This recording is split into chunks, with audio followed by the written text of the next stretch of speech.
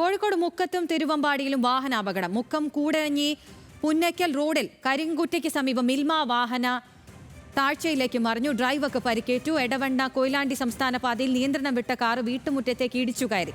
അപകടത്തിൽ ആർക്കും പരിക്കില്ല. വിവരങ്ങളുമായി രമ്യ ചേരുന്നുണ്ട്. രമ്യ, എന്തൊക്കെയാണ് വിശദാംശങ്ങൾ?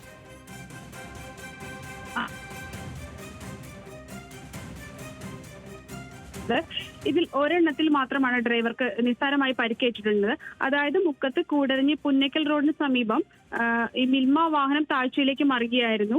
ഓമശ്ശേരി മൂടൂർ സ്വദേശിയായ ശിവദാസനാണ് ഇതിൽ പരിക്കേറ്റിട്ടുള്ളത്. ഇദ്ദേഹം വാഹനത്തിലെ ഡ്രൈവറാണ്. ഇതുപോലെ തന്നെ മറ്റൊരു വാഹനാപകടം കൂടി എടവണ്ണ കൊയിലാണ്ടി സംസ്ഥാന പാതയിൽ നിയന്ത്രണം വിട്ട ഒരു കാർ വീട്ടുമുറ്റത്തേക്ക് ഇടിച്ചു കയറി മറ്റൊരു വാഹനാപകടം കൂടി നടന്നു. എന്നാൽ ഇതിൽ ആർക്കും പരിക്കില്ല. രമ്യാണ് വിവരങ്ങൾ നൽകിയത്.